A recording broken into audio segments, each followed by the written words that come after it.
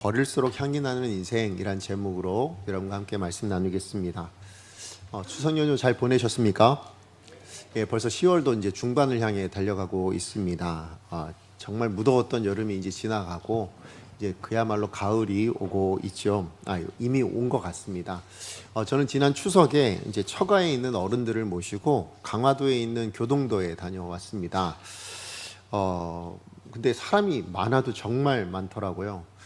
예, 보통 제가 교동도 갈 때 1시간 정도면 갔던 것 같습니다. 그런데 그날은 무려 3시간이 넘도록 차에서 그 시간을 보내야만 했습니다. 예, 그래서 이제 갔는데 어쨌든 가는 그 길 동안에 그 3시간 동안에 눈에 띄는 거는 오로지 차밖에 없었습니다. 길에 차. 예, 그러다가 문득 제가 이제 창밖을 좀 봤는데 눈에 들어온 게 있었는데 그게 뭐냐면 점차 붉은색으로 물들어가고 있는 나무들이 눈에 띄게 되었습니다. 제가 문득 무슨 생각이 들었냐면 우와, 저 나무들은 벌써 겨울 준비하기 시작했네 라는 생각이 들었거든요. 왜 그랬냐면 제게 이제 아는 어떤 시가 하나 생각이 나서 그랬는데 어느 시인이 그랬습니다. 버려야 할 것이 무엇인지를 아는 순간부터 나무는 가장 아름답게 불탄다. 제 삶의 이유였던 것, 제 몸의 전부였던 것 아낌없이 버리기로 결심하면서 나무는 생의 절정에 선다. 예, 나무는 꽃을 버려야 열매를 맺죠. 또 나무는 잎을 버려야 겨울을 날 수 있게 됩니다. 그래서인지 모르겠지만 가을이 되면 그죠? 그야말로 한 해도록 그렇게 애쓰고 수고해서 키워낸 모든 나뭇잎들을 버리기로 결심하는 그 나무들로 인해서 산은 정말 아름답게 물들어가고 있는 것이 가을의 모습이 아닐까라는 생각을 해보게 되었습니다. 자, 그런데 성경은 하나님의 사람도 그러해야 된다라고 말씀하신다라는 겁니다. 무슨 얘기냐면 하나님의 사람들은 나무처럼 육신의 정욕이나 안목의 정욕이나 이생의 자랑이나 이 모든 것들을 버려낼 수 있을 때 그때 아름다운 성령의 열매들을 맺을 수 있는 그런 인생이 될 수 있다라고 말씀하고 있기 때문에 그렇습니다. 누가 보더라도 아름다운 인생이 되는 것, 그것은 세상에 아무리 좋은 것을 많이 가지고 있다 할지라도 하나님의 은혜와 비교하면 아무것도 아닌 것을 깨닫는다면 세상이 좋은 것에 취해서 하나님의 은혜나 아니면 하나님 그분을 우리가 잃어버리고 망각하는 것은 어리석은 인생이 되고 말겠죠. 우리가 살펴보고 있는 사도 바울은 여러분 예수님을 만나고 나서 그 하나님과 은혜 그리고 그분이 주신 사명에 방해가 되는 것이 있다면 얼마든지 과감히 버릴 수 있는 그런 사람이었습니다. 우리 빌립보서 3장 8절에서 9절 말씀 같이 한번 읽어보도록 하겠습니다. 시작. 또한 모든 것을 해로 여김은 내 주 그리스도 예수를 아는 지식이 가장 고상하기 때문이라. 내가 그를 위하여 모든 것을 잃어버리고 배설물로 여김은 그리스도를 얻고 그 안에서 발견되려 함이니 내가 가진 의는 율법에서 난 것이 아니요 오직 그리스도를 믿음으로 말미암은 것이니 곧 믿음으로 하나님께로부터 난 의라. 아멘. 여러분 공중화장실에 가면 종종 악취가 나는 그런 변기를 발견하실 겁니다. 왜 그럴까요? 거기에 물을 내리지 않아서 배설물이 쌓여 있을 때 그렇죠. 맞아요. 배설물은 아무리 그러니까 쌓아두면 쌓아둘수록 악취가 나는 것 같습니다. 그러나 그런 배설물이라도 밭에 아니면 논에 이렇게 뿌려지게 되면 곡식을 키우는데 귀한 양분이 되기도 하지요. 지금 사도 바울은 히브리인 중에 히브리인이었고 뿐만 아니라 베냐민 지파였고 가멜리엘 문화생이기도 했었고 산헤드린 공회원이기도 했었고 율법으로는 흠이 없는 바리새인 중에 바리새인이라고도 했고요. 로마 시민권까지 가진 사람이었습니다. 그야말로 가진 것이 많은 사람이었죠. 많은 것을 쟁취했던 그런 인생이었습니다. 그러나 이 모든 것을 가지고 자기의 영광이나 아니면 세상의 어떤 영광을 추구하려고 하는 그 마음을 배설물처럼 다 버렸습니다. 그랬더니 그가 그리스도를 얻게 되어졌죠. 그리고는 그 그리스도 안에서 목적한 바 정말로 자기의 정체성이 무엇인가를 발견하고 그 정체성에 따라 이방의 사도로서 그렇게 아름답게 쓰임받는 인생이 되는 것을 보게 됩니다. 그리고 그 과정에서 그의 자랑거리들이라고 생각되었던 그 모든 것을 복음의 밭에 다 뿌려버렸더니 그것이 복음의 열매를 맺게 하는데 정말 유용한 그런 양분이 되게 만드셨다라는 것을 우리가 사도행전을 지금 살펴보며 사도 바울의 인생을 살펴보며 우리가 확인할 수 있었습니다. 앞서 말씀드린 것처럼 어느 시인의 식구처럼 사람도 마찬가지인 거예요. 버려야 할 것을 그것이 무엇인지를 알고 그것을 아낌없이 버릴 수 있을 때 뭡니까? 악취가 나는 인생이 아니라 아름다운 냄새를 풍길 수 있는 아름다운 향기를 드러내는 그런 인생이 된다라는 것이죠. 더욱이 하나님의 뜻을 따라 그런 세상의 것들을 버리게 되어진다면 그 사람은 어떤 향기를 풍기는가? 사도 바울은 이런 이야기를 했습니다. 고린도후서 2장 14절에 16절 말씀 같이 한번 읽어봅니다. 시작. 항상 우리를 그리스도 안에서 이기게 하시고 우리로 말미암아 각 처에서 그리스도를 아는 냄새를 나타내시는 하나님께 감사하노라. 우리는 구원받는 자들에게나 망하는 자들에게나 하나님 앞에서 그리스도의 향기니 이 사람에게는 사망으로부터 사망에 이르는 냄새요 저 사람에게는 생명으로부터 생명에 이르는 냄새라. 누가 이 일을 감당하리요. 아멘. 오늘 말씀에 보면 하나님은 성도들로 말미암아서 각처에 뭐예요? 그리스도를 아는 냄새를 나타나게 하신다라고 이야기합니다. 왜냐하면 예수를 믿는 자마다 그 안에 누가 계실까요? 예수님이 계시거든요. 그렇기 때문에 예수로 말미암아 성도된 우리는 생명을 나타내는, 생명을 드러내는 냄새를 풍기는 자들이 되어야 된다라는 것입니다. 생명에 이르는 냄새가 그리스도를 아는 냄새겠죠? 그리스도를 아는 냄새란 무엇일까요? 그것은 바로 예수님처럼 행동하고 예수님처럼 말하고 살아간다라는 것입니다. 다른 말로 이야기하면 우리의 모습을 통해서 예수 그리스도가 드러날 때 그 인생이 뭐예요? 그리스도의 향기와 같은 인생이다라고, 그리스도를 아는 냄새를 풍기는 인생이라고 그렇게 말할 수 있겠죠. 오늘 본문은 그렇게 그리스도를 아는 냄새나 생명의 냄새를 풍기는 인생이 아니라 오히려 사도 바울이 배설물이라고 여기는 것들을 추구하며 그것들을 어떻게든 갖기 위해서 애쓰고 또 그 가진 것을 과시하며 그렇게 자기 자랑을 하는 인생으로 말미암아 사망의 냄새, 정말로 욕망의 그 썩은 악취가 풍기는 그런 사람들이 오늘 본문에 등장하고 있는 것을 보게 됩니다. 근데 이 사람들로 인해서 무슨 일이 일어나냐면 사도 바울뿐만 아니라 사도 바울이 증거했던 복음, 그 내용이 뭡니까? 예수님의 죽으심과 부활이잖아요. 이 모든 것들이 하찮은 것처럼 그렇게 역임을 받고 있는 일들이 이 안에서 일어나고 있다라는 것입니다. 무슨 얘기예요? 사도 바울이 감옥에 갇혔습니다. 복음 증거하다 갇힌 거 아닙니까? 그런데 2년이 넘도록 마치 없는 사람인 것처럼 그렇게 잊혀져 버린 인생으로 2년을 낭비하게 되어졌죠. 정말로 사망에 이르는 냄새를 풍겨내는 그 사람들 속에서 어찌 보면 그리스도의 향기를 드러내고 그리스도의 냄새를 풍겨난 이 사람의 냄새가 아무런 역할을 못하고 아무런 힘이 없는 것처럼 보이는 그런 지금 상황 가운데 놓여 있다라는 것입니다. 아니 이런 상황에서 어떻게 그리스도의 향기가 나타날 수 있겠는가? 아니 이렇게 악취가 풍기는 세상 안에서 이렇게 악한 냄새만 풍겨나는 곳에서 어떻게 그리스도의 냄새가 나타날 수 있겠는가 싶은 마음이 들기도 합니다. 그러나 고린도후서에 우리가 아까 읽었던 2장 14절 말씀에 보면 그 그리스도의 아는 냄새를 나타내시는 건 성도가 아니라고 이야기합니다. 누가 그 냄새를 나타내게 하시냐면 하나님이 나타나게 하신다는 거예요. 하나님이 성도들을 사용하셔서 그 냄새를 드러나게 하신다라는 것입니다. 그러므로 오늘 본문에 있는 내용, 우리가 볼 때는 악하고 아니 아직도 이렇게 재판 가운데 사도 바울은 로마 가지 못하고 아직도 이러고 있나 싶은 그 막막한 정말 억울하고 답답한 그 세상 안에서 하나님을 어떻게 그리스도를 아는 냄새를 풍겨내게 하시는가, 이것을 좀 우리가 함께 살펴보길 원하는데요. 우리가 정말로 이 악한 세상 가운데 악취만 나는 이 세상 안에서 정말 욕망만 가득하고 죄가 가득한 이 세상 안에서 그리스도의 향기를 풍겨내는 인생이 되기 위해서 우리가 반드시 기억해야 될 것, 오늘 본문을 통해서 두 가지로 좀 나누기 원합니다. 자, 첫 번째는 뭐냐면 자기 자랑은 항상 배설물 같이 악취를 풍기게 만든다라는 것을 우리가 기억해야 된다라는 것입니다. 오늘 본문은 사망에 이르는 그 냄새를 풍기는 사람들을 통해서 바로 이 사실을 깨닫게 해주시거든요.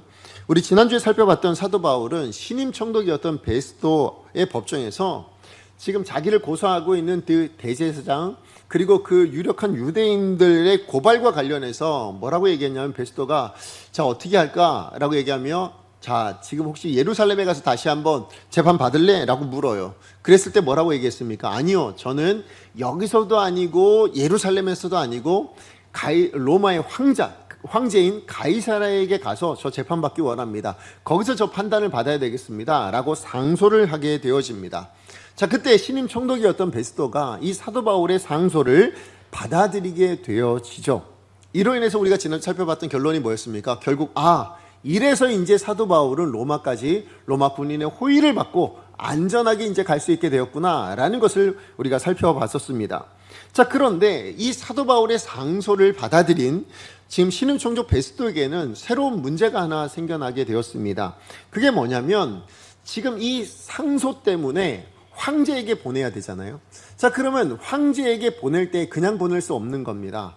이 일이 무엇인지, 그리고 그 안에 어떤 형식, 또 그것에 어떤 정황이 있고, 또 그래서 판단을 하기 위해서는 참고할 만한 근거가 될 만한 어떤 내용들, 그것을 기록한 보고서를 같이 보내야 됐거든요.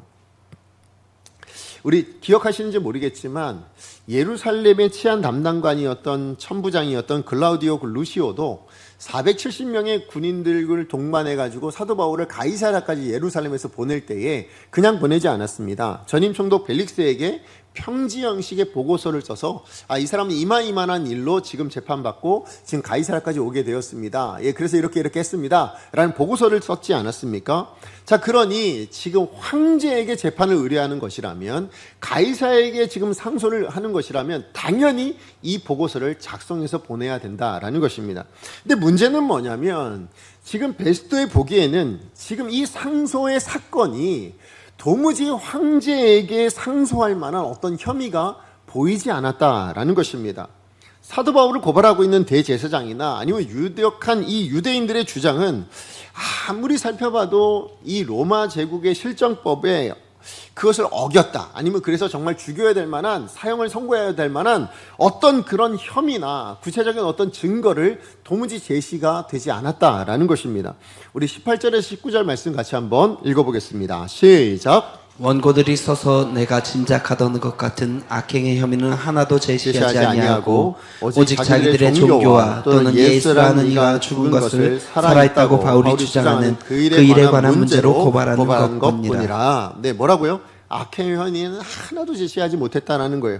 게다가 24절, 25절 말씀에 보면 예수란 사람이 살아났다, 죽었다라는 이 주장 때문에 대제사장과 이 유력한 유대인들이 저 바울을 죽여달라고 그렇게 지금 이야기를 하고 있는데, 그렇게 고발을 했는데 자신이 살펴볼 때는 도무지 죽일 죄라고 여겨지지 않는다라는 거예요. 아니, 예수란 사람이 죽었다가 살아났다고 이야기하는데 그게 진짜인지 아닌지도 모르겠지만 그게 어떻게 사람 죽일 만한 일이냐, 이게 재판받을 만한 일이냐, 이게 황제에게까지 사건을 보내서 판결받을 만한 일이냐, 이건 도무지 그런 일이 아니다라고 느껴진 겁니다. 다시 얘기하면 황제에게 보내기 너무 하찮은 사건인 거예요. 그죠? 황제가 만약에 이 사건 보고 뭐 이딴 사건을 나한테 보냈어 라고 한다면 지금 베스도 입장에서는 신임 총독으로 와서 처음 지금 황제에게 의뢰하고 있는 재판 의뢰잖아요. 그런데 황제가 봤는데 그것도 네로 황제거든요. 그 황제가 보고는 뭐 이딴 사건을 나한테 보내, 내가 이런 것까지 심판해야 하고 재판해야 돼? 만약에 이렇게 심정이 상했으면 베스도는 어떻게 되어질까요? 그 자리가 위태위태하지 않겠습니까?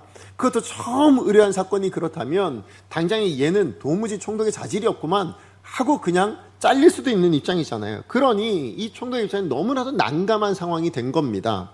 이때 마침 이런 난감한 문제를 논의할 만한 인물이 베스도를 찾아오게 됐는데, 그 인물이 누구냐면 오늘 본문에 보니까 바로 헤롯 대왕의 증손자였던 갈릴리와 베레 지방 분봉왕이었던 아그리빠 2세입니다. 오늘 본문엔 그냥 아그리빠라고 나타나는데요. 이 아그리빠 2세는 여러분 그 옆에 지금 같이 등장했던 인물이 누구냐면 원래는 이 아그리빠 2세의 여동생이었어요. 1살 어린 여동생이었는데 이 여동생 버니게와 결혼을 해서 자기 아내를 삼았어요. 예, 그래서 이 아그리파 왕이 그의 여동생이자 아내였던 이 버니게와 함께 신임 총독 베스토가 부임을 했으니 문안차 가이사라까지 찾아오게 되어진 겁니다. 그런데 베스토의 입장에서는 지금 마침 이 문제로 지금 유대인들의 이런 문제들은 내가 전통도 모르겠고 상황도 모르겠고 이게 죽일 만한, 내가 볼 때는 죽일 만한 일이 아니고 너무 하찮은 일인데 이걸 어떻게 판결해야 되나 싶은 상황에 지금 누가 온 겁니까? 이 유대인들을 다스리는 왕인 아그리빠가 이제 왔으니, 이 아그리빠는 그래도 나보다 훨씬 더 유대의 문화도 알고 전통도 알고 유대인들의 문제라면 훨씬 더 잘 판단할 수 있지 않겠나라고 생각을 했던 것 같습니다. 그래서 이 아그리빠 왕에게 도움을 청하게 되어집니다. 그래서 이 아그리빠의 판단을 통해서 분명한 협의점을 찾아내서 그걸 만약에 상소문을 적어서 올려보낸다면 그렇다면 자신에게 큰 도움이 되지 않겠나 생각한 것 같아요. 그래서 여러분 오늘 본문에 보시면 14절부터 21절에 이르기까지 베스토는 사도 바울에 대한 이야기를 정말 자세하게 아그리빠 왕에게 그렇게 설명하고 있는 것을 보게 됩니다.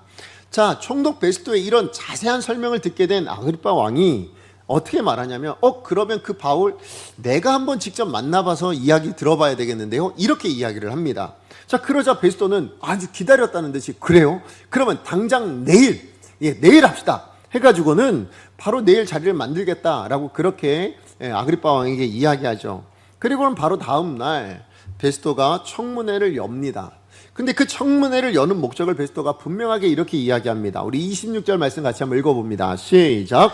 이에 대하여 황제께 확실한 사실을 아뢰을 것이 없으므로 신문한 후에 상소할 자료가 있을까요? 당신들 앞 특히 아그리빠 왕 당신 앞에 그를 내세웠나이다.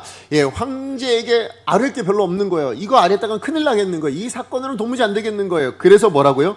신문한 후에 상소할 만한 어떤 자료, 사실 근거를 찾을 수 있을까 해서 당신 앞에 세웁니다. 청문회를 엽니다. 지금 그렇게 이야기하고 있는 거죠.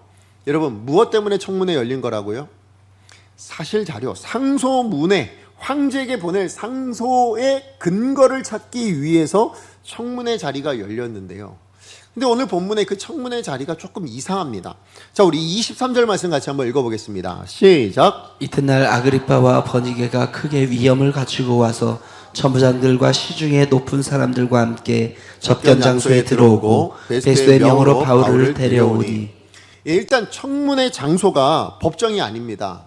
그렇다고 뭐 감옥도 아니에요. 어디라고 얘기하고 있습니까? 접견실이라고 얘기하고 있습니다. 여러분, 접견실이 뭐 하는 거예요? 외부 손님 오면 총독이 손님 맞이하는 곳이잖아요. 그죠?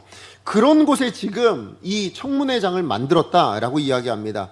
그런데 더 당황스러운 건 뭐냐면 그 청문회장에 찾아오고 있는, 몰려오고 있는 그 사람들의 면면입니다. 보십시오. 아그리빠와 버니게 왕이 어떻게 왔다고 이야기하냐면 크게 위엄을 갖추고 왔다라고 이야기합니다. 이게 무슨 얘기냐면 전날에 베스토를 만나 아련하기 위해 온 거잖아요. 그때 아련하기 위해 왔을 때보다 훨씬 더 큰 위엄을 갖추어서 지금 접견장에 나타났다라고 이야기하고 있는 겁니다. 여러분, 여기 나오는 이 위엄이라는 단어가 헬라어는 환타시아라는 단어인데요. 이 뜻이 뭐냐면 과시하다, 아니면 화려한 행렬을 갖추다, 아니면 허식을 나타내는 의미입니다. 자, 그러니까 지금 뭐냐면 이 아그리빠 왕과 이 버니게 왕비는 지금 총독을 만났을 때보다 훨씬 더 화려한 옷, 그죠? 다시 얘기하면 금과 이렇게 자수 놓여져 있는 아마 그런 자색 옷이겠죠? 예, 그런 옷을, 왕복을 입고 그 다음에 화려한 왕관을 쓰고, 그렇게 왕비도 그렇게 갖추고, 더 나아가서 그 왕과 왕비만 옵니까? 그러지 않죠. 분명히 수행하는 관료들이 있을 거잖아요. 그 수많은 관료들을 뒤에 대동해서, 그래서 화려한 행렬을 갖춰가지고 지금 어딜 왔다고요? 지금 접견장에, 청문회장에 찾아왔다. 그렇게 이야기를 하고 있는 겁니다. 아마 그 관료들도 지금 왕의 그 화려한 행렬을 맞춰야 되니까 뭐예요? 그 관료들도 화려한 복장으로 입고 왔겠죠, 저마다. 뿐만 아니라 거기에 함께 이 청문회장을 연 베스토도 어떻게 하냐면 그가 총괄하고 있는 그 가이사랴 지역의 모든 천부장을 다 부릅니다. 그냥 한 천부장을 부른 것도 아니고요. 자기가 부릴 수 있는, 자기 휘하에 있는 모든 천부장을 다 불러요. 그리고 가이사라 시의회에 높은 사람들까지 다 불러서 이 청문회장에 모이게 하였다라는 것입니다. 그냥 왔을까요? 아니죠. 지금 아그리빠가 그렇게 화려하게 나타났는데 총독 입장에서 그냥 후줄근하게 나타날 수는 없잖아요. 동일하게 뭡니까? 총독의 위엄을 드러내기 위해서 정말 화려한 모습을 갖춰서 그렇게 나타냈겠죠. 천부장도 제복을 갖춰 있고요. 아마 시의회 의원들도 의원이라는 그것을 드러내기 위해서 화려하게 그렇게 갖춰 있고 저마다 모였을 것입니다. 한마디로 그날의 청문회장은 어떤 거였을까요? 패션쇼 같은 거 아니었을까요? 그죠? 그야말로 화려한 예복을 입고 자기를 과시하는, 자기 자랑을 하고 있는 그런 자기 자랑의 경연장 같은 곳이 바로 그 자리가 되었다라는 것입니다. 바로 그 자리에 누가 불려갑니까? 사도 바울이 불려나가게 됩니다. 여러분, 근데 사도 바울이 어떤 모습으로 왔을까 한번 생각해 보세요. 2년 동안 감옥에 갇혀 있는 상황이에요. 옷이 변변할까요? 그죠? 그 옷이 얼마나 누더기 같았을까요? 게다가 2년 동안 감옥에 갇혀져 있는데 옷만큼이나 몰골은 얼마나 또 초라했겠습니까? 씻을 수나 있겠어요? 아니면 수염을, 아니면 머리를 뭐 이렇게 다듬고 할 만한 게 있었겠습니까? 없어요. 그냥 2년 동안 수염 기르고 2년 동안 머리 기르고 씻지 못하고 그야말로 어디 거린 같은 모습으로 그렇게 악취를 풍기며 그렇게 냄새를 풍기며 등장했겠죠. 그런데 그렇게 등장한 사도 바울이 우리가 다음 주에 살펴보겠지만 자기 앞에 수많은 인파가 모여 있는 거예요. 접견실로 모였으니. 그리고 그 접견실 안에는 수많은 인파가 저마다 화려한 옷을 입고 삐까뻔쩍한 그런 모습으로 그렇게 자기를 주시하고 있는데 그 사람들 속에서 주눅들지 않는 거예요. 그리고는 오히려 복음을 증거하며 이렇게까지 이야기를 합니다. 우리 사도행전 26장 29절 말씀 같이 한번 읽어보겠습니다. 시작. 당신뿐만 아니라 오늘 내 말을 듣는 모든 사람도 다 이렇게 결박된 것 외에는 나와 같이 되기를 하나님께 원하나이다 아니라. 나와 같이 되기를 원하나이다. 아니 어떻게 그 가장 초라하고요. 여러분 가장 몰골도 아무것도 정말 초췌한 정말 거지 같은 그죠? 그런 모습으로 노숙자 같은 모습으로 서 있는 그 사도 바울이 여기 있는 모든 사람이 나처럼 되었으면 좋겠습니다. 다 거지가 되자. 이런 얘기는 아닐 거잖아요. 그죠? 뭐 얘기하고 있는 걸까요? 내가 증거한 복음의 사람으로서 그 합당한 모습으로 여러분 모두도 다 복음에 합당한 복음으로 예수를 믿는 그런 사람이 되었으면 좋겠다라는 그 당당한 마음, 당당한 자기 자신의 의견을 이야기하고 있었다라는 것입니다. 여러분 이 상황을 우리가 한번 만약에 우리가 그 청문회장에 있었다면 그러면 우리는 어떤 모습으로 어떤 마음으로 그 청문회장을 볼 수 있을까요? 다른 말로 이야기하면 우리가 정말 진실되게 그리스도인의 눈으로 그 청문회장을 본다면 아니 하나님의 시각으로 우리가 그 청문회장을 보았다면 여러분 저마다 화려한 예복을 입고 자기 자랑하고 있는 그 사람들과 그 앞에서 정말 보잘것없이 노숙인처럼 그렇게 있는 그 사람 사도 바울 두 부류의 사람 중에 누가 더 아름답게 보일까요? 아니 누구의 삶이 더 감동적으로 좀 느껴지십니까? 아니 누구의 인생을 여러분은 더 본받고 싶으세요? 두말할 것 없이 여러분은 속으로는 그러셨겠죠? 사도 바울일 거라고 그죠? 맞아요. 화려한 예복을 입고 저마다 자기 과시를 하고 있는 이 사람들의 삶을 한꺼풀만 벗겨보면요 여러분 저들의 욕망으로 찌들어져 있는 악취만 드러날 수밖에 없기 때문에 그렇다라는 것입니다. 여러분 제가 다 일일이 설명할 수 없지만 그러나 자기 만족을 위해서 오늘 이 현장에 있는 사람 중에 대표적인 사람 아그리빠 왕을 생각하면 자기 만족, 자기 욕심을 위해서 뭐예요? 여동생이라도 기꺼이 아내로 취하는 사람이에요. 게다가 이 여동생 버니게는요 권력을 위해서라면 아니 왕비가 되고자 해서 뭡니까? 오빠라도 남편으로 삼을 수 있는 사람이었다라는 거죠. 뿐만 아니라 이 베스토 총독은 뭡니까? 어떻게 해서든 황제에게 잘 보여서 자기 자리를 지키려고 하고 그래서 자기 위치를 어떻게 해서든 유지하려고 하는 그 권위에 그 자리에 대한 욕망을 가지고 있는 모습이 드러나고 있지 않습니까? 게다가 지금 이 아그리빠 왕을 쫓아온 관료들이나 아니면 베스토 총독에 의해서 불려온 그 모든 천부장이나 아니면 다른 시위의 모든 사람들이나 다 왜 왔을까요? 이 자리에 그렇게 한껏 꾸며서 어쨌든 높은 사람에게 잘 보여야 되니까, 그죠? 그래야 내가 조금 더 출세할 수 있고, 그래야 내가 조금 더 내 있는 자리를 지켜낼 수 있으니까 그렇게 온 거죠. 결국은 뭡니까?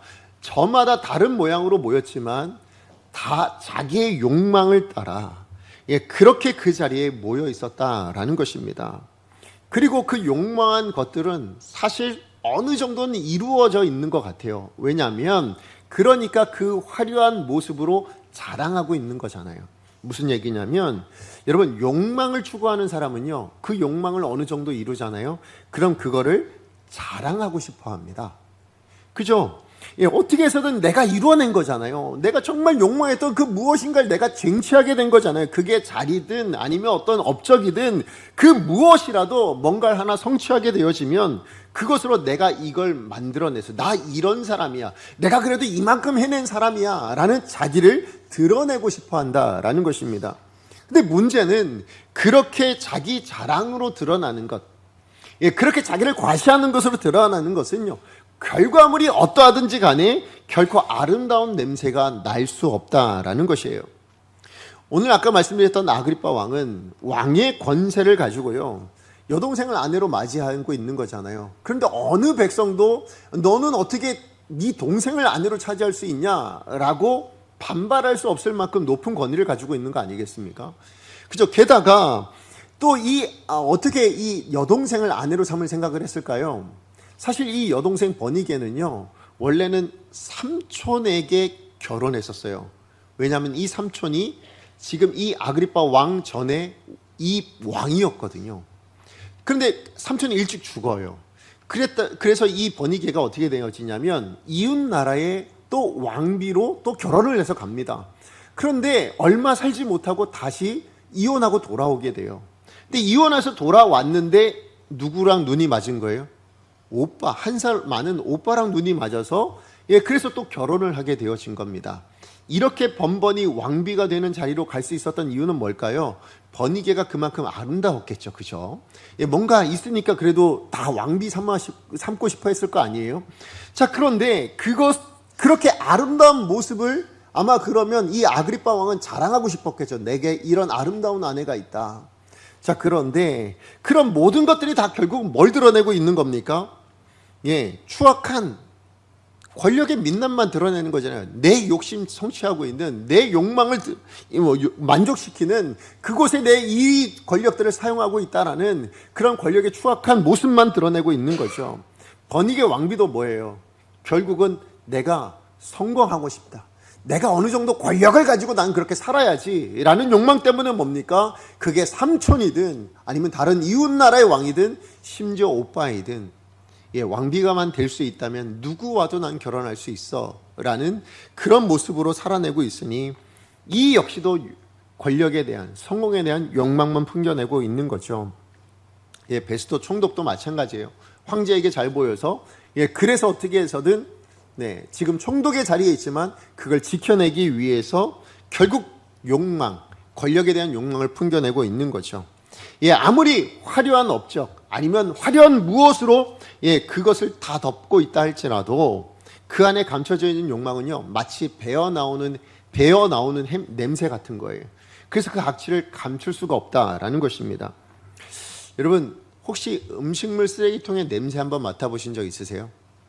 저희 교회도 앞에도 있잖아요. 그죠?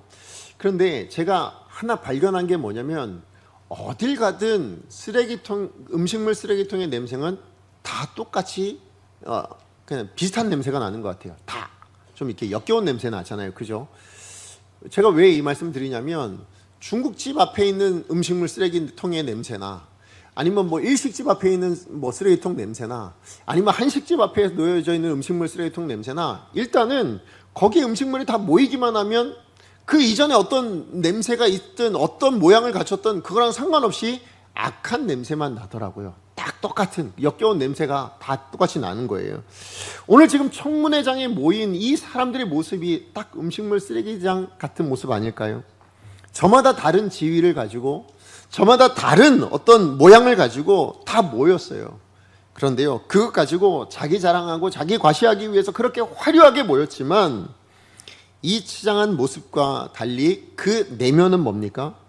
마치 음식물 쓰레기장에서 풍겨나온 악취처럼 추악한 욕망의 악취만 드러나고 있다라는 것입니다.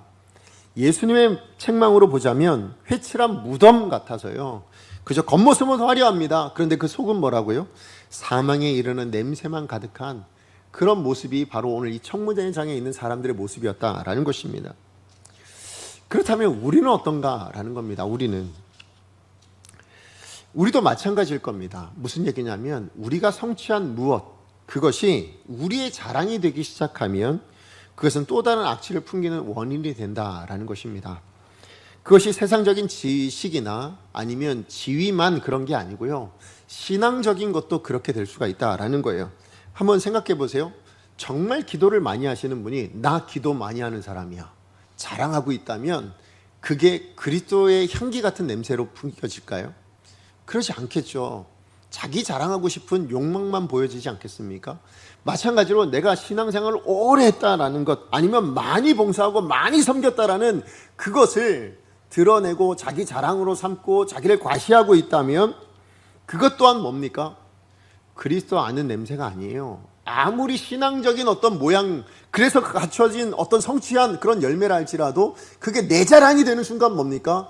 더 이상 그리스도의 냄새가 나지 않게 되더라라는 것입니다. 오히려 나만 드러나고 나를 자랑하고 싶어하는 그 내 안에 교만한 욕망만 그 악한 냄새로 드러날 수밖에 없다라는 것이죠. 그러므로 저와 여러분, 우리 모두는 정말 성도라면 버려야 아름다운 향기를 드러낼 수 있다는 것을 반드시 기억하셨으면 좋겠습니다. 앞서 말씀드린 나무처럼 버려야 할 것을 아는 것이 중요하고요. 그죠? 그리고 그 알았다면 뭐예요? 과감히 버릴 수 있는 인생이 되기를 간절히 소망합니다. 그럴 때 뭡니까? 그 인생이 아름답게 물들어갈 수 있다고 나무가 알려주고 있는 것처럼, 자연이 하나님이 만드신 이 창조의 세계가 우리 가운데 그것을 알려주고 있는 것처럼 우리 하나님의 사람들도 마찬가지라는 거예요. 내가 무엇을 성취하였든 그것을 하나님 앞에서, 세상 사람들 앞에서 자랑거리로 삼을 것이 아니라 무엇 해야 된다고요? 겸손히 내려놓을 수 있는, 그리고 겸손하게 하나님 앞에서 그 모든 것을 드릴 수 있는, 그래서 내어드릴 때 뭡니까? 비로소 우리가 아름다운 인생으로 또 그리스도의 향기를 드러낼 수 있는 그런 인생으로 변화되게 될 줄로 믿습니다. 자, 그런가 하면 두 번째로 오늘 본문을 통해서 말씀해 주시는 것은 욕망으로 가득한 이 세상도 하나님이 준비한 곳임을 믿고 인내하며 살아야 된다라는 것입니다. 지금 청문회장은 온갖 욕망으로 가득한 사람들이 모여있죠. 그곳에는 수많은 사람들이 그 욕망을 화려하게 치장해 놓고 그 욕망을 자랑하고 있거나, 그래 내가 이만큼 성취해서 내가 왕이야, 내가 총독이야, 내가 왕비야, 아마 저마다 내가 그래서 내가 이 위치에 와 있어 라고 다 자랑하고 있는 거 아니겠습니까? 그리고는 뭐 하는 겁니까? 더 높은 욕망으로 가기 위해서, 더 높은 욕망을 성취하기 위한 발판으로 삼으려고 애쓰고 있는 거죠. 그런 곳에 지금 사도 바울이 정말 초라한 노숙자와 같은 모습으로 그렇게 서 있습니다. 그런데 여러분, 이 사도 바울이 어떤 사람입니까? 하늘과 땅의 모든 권세를 가진 하나님께서 로마에게 복음을 증거하라고 따로 부르신 사람입니다. 소명자입니다. 사명자입니다. 하나님의 사람입니다. 그런데 이 사람이 로마를 향해 가기는커녕 2년이 지나도록 지금 가이사라에서 욕망으로 가득한 이 사람들에게 지금 그저 세상에 그런 악한 것들로 가득한 이 사람들에게 그저 하찮은 존재로 지금 취급받고 있잖아요. 더 나아가서 그가 증거하고 있는 복음의 내용, 예수 그리스도의 죽으심과 부활하심조차도 뭡니까? 로마법으로 볼 때 재판거리도 되지 않는 얘기 가지고 뭘 이런 거 가지고 라고 할 만큼 하찮게 취급받고 있는 거예요. 복음이 하찮게 취급받고 있는 상황이에요. 아니, 이 정도 상황이라면 여러분, 하나님의 사람이 아무런 존재도 아닌 것처럼, 아니 오히려 죄인처럼 취급받는 세상이고요, 복음마저도 아무것도 아닌 정말 하찮은 세상의 어떤 것과도 별 가치가 없어 보이는 그런 것으로 인식되어지는 세상이라면 하나님이 심판하셔야 되는 거 아닌가요? 이런 세상이라면. 아니면 그런 세상 속에서 최소한 이 사도 바울은 좀 구원해 주셔야 되는 거 아니겠습니까? 그럼에도 불구하고 사도 바울이 지금 이 모든 일을 당하고 있는데요, 2년이란 시간 동안 이렇게 견디고 있는데 하나님은 묵묵부답으로 그냥 계셨다라는 것이죠. 왜 그러셨을까요? 사실 하나님이 그러지 않으셨잖아요. 사도 바울을 통해서 숱하게 많은 기적들을 이루어내게 하시지 않으셨습니까? 예수님처럼 병자를 고치기도 하셨고, 심지어는 창에서 떨어진 유두고를, 그 죽은 자를 살리는 기적까지도 일으키게 하신 것이 하나님께 사도 바울에게 주신 은혜였고 능력이었단 말이에요. 그런데 왜 이 감옥에서는 억울하게 지금 2년 동안이나 갇혀서 허송세월 보내고 있는데 왜 가만히 두고 보고 계실까요? 왜 감옥에 가도록 만드셨을까요? 아니, 왜 그곳에서 허송세월하게 만드셨을까요? 왜 지금 이 초라한 몰골로 청문회장에 서서 사도 바울과 그가 전하는 복음까지도 하찮게 여김을 받고 있는 이 상황을 겪게 만드셨냐라는 것입니다. 그 이유는 제가 조금 전에 잠깐 말씀드렸던 예수님처럼이라는 단어에 답이 있습니다.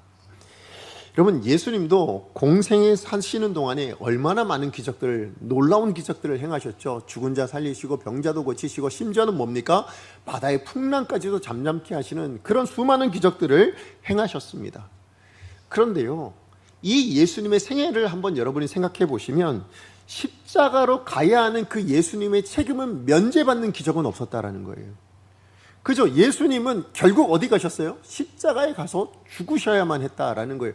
그거는 면제시키지 않으시더라는 겁니다. 무슨 얘기냐면, 지금 예수님이 죽으셨을 때 그 주변에 있는 모든 사람들이 다 놀랐어요. 왜 놀랐습니까? 아니, 이렇게 놀라운 능력을 가지고 있는 사람이 어떻게 저 십자가에서 죽을 수 있냐? 그것 때문에 놀란 거 아니겠습니까? 그런데 예수님이 그렇게 십자가에 죽으셨던 그 이유는 뭡니까? 하나님의 아들이셨기 때문에 가야만 했던 길이에요. 그죠? 하나님의 뜻을 이루어내기 위해서 하나님의 아들로서 반드시 가야만 했던 길이었다라는 것입니다.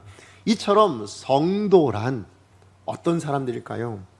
바로 이러한 예수님의 삶으로 부르심 받은 사람들인 거예요. 예수님이 걸어가신 그 길을 걸어가야 되는 사람들, 그게 성도라는 것입니다. 여러분, 세상은 언제나 복음을 무시합니다. 그죠? 우리가 성도들 자체도 굉장히 많이 하찮게 여길 것입니다. 우리를 마치 세상을 거슬러가는, 그 세상의 소란을 일으키는, 아니면 세상에 어떤 문제를 일으키는 죄인들처럼 여기는 세상일 겁니다. 근데 이런 세상의 모습이 여러분, 시간이 지나가면 더 나아질까요? 아니면 더 안 좋아질까요? 더 안 좋아질 뿐이에요. 예수님 오시는 그날까지 절대 변하지 않을 겁니다. 그렇기 때문에 오늘 사도 바울은요, 로마로 가야 하는 그 사명을 받았음에도 2년이나 지지부진하게 그렇게 억울하게 옥살이하는 그 과정 안에서도 낙심하지 않고 절망하지 않고 분노하지조차 않고 있다라는 것을 여러분 발견하셔야 됩니다. 왜 그랬을까요? 세상은 본래 그러하기 때문이라는 거죠.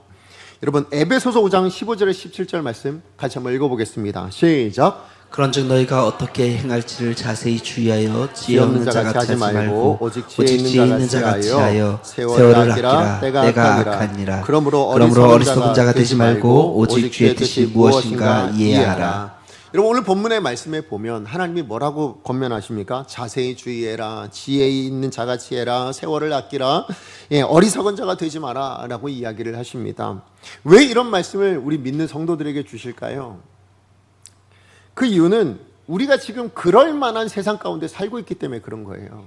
그죠? 자칫 그냥 우리가 가만히 있으면 속아버릴 수도 있고, 아니면 잘못 갈 수도 있는 그런 위험한 세상, 그런 위험한 상황, 그런 정황 가운데 우리가 살고 있으니까, 그래서 뭐 하라고요? 깨어서 주의 뜻이 무엇인가를 분별하고 거기 휩쓸려 가면 안 돼. 왜요? 세상이 그런 세상이라서 그렇게 지금 말씀하고 있는 거 아니냐라는 것입니다.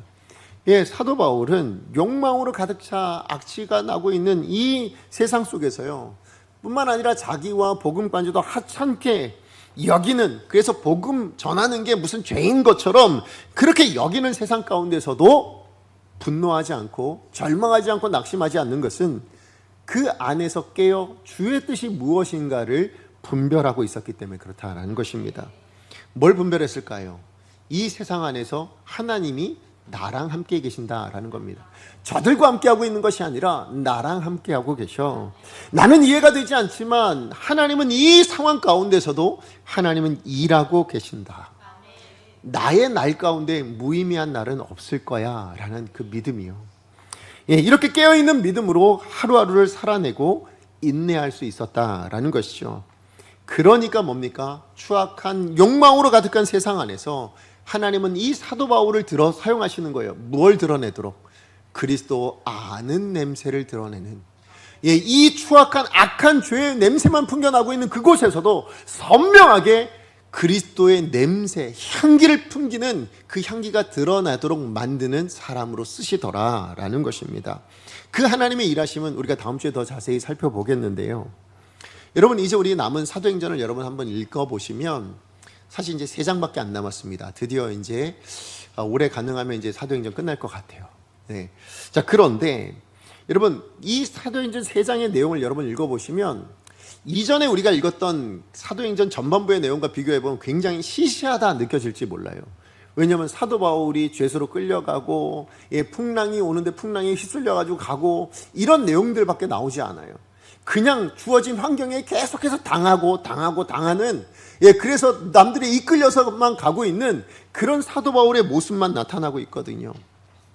그런데요, 이것이 제가 이 말씀을 묵상하는데 결코 시시하게 보이지 않더라고요. 오히려 저는 무시무시하다라고 생각이 되었어요.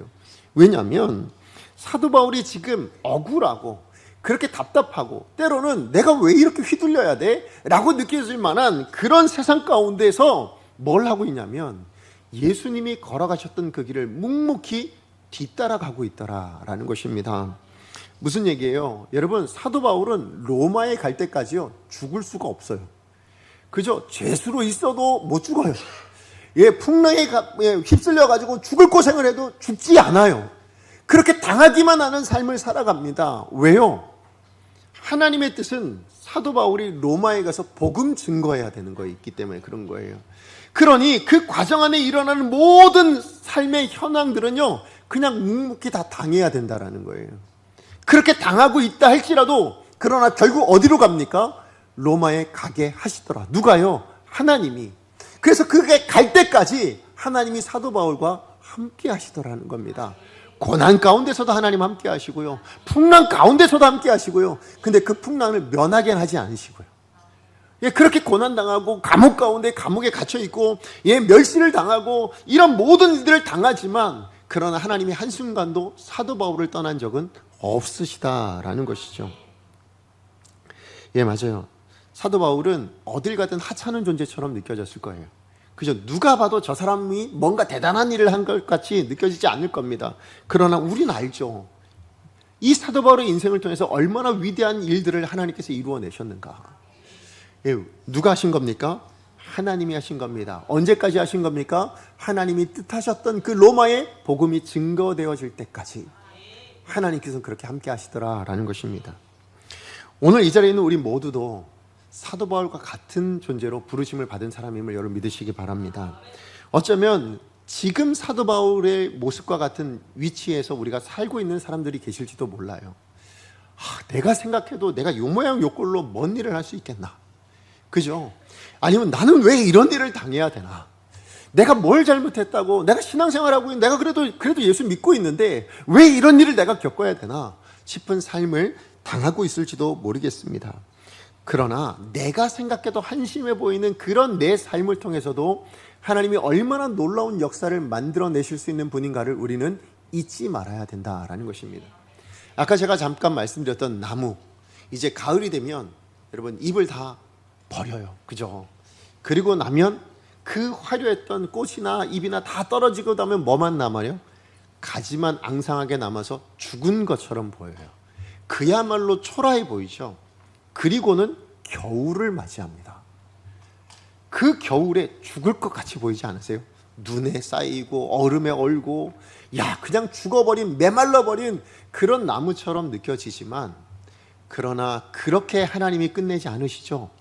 가을이 지나가고 겨울을 맞이하게 하신 것처럼 하나님은 또한 뭘 맞이하게 하실까요?